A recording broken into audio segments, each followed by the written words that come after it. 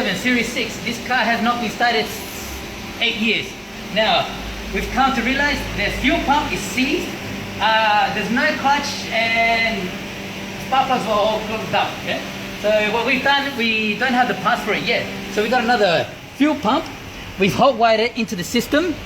All right, got it all connected, just piggybacked wired, and battery is charging from the other car because we don't have a battery.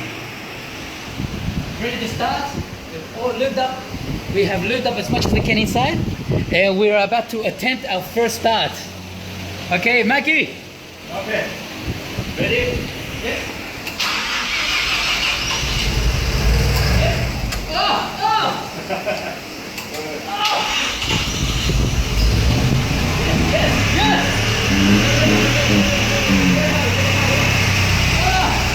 Who's the man? Who's the man?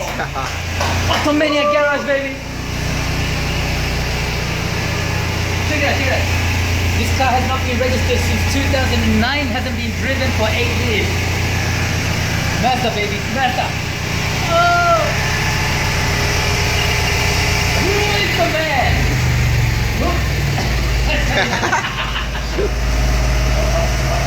That's the fuel pump. Oh, but hey, I call that success.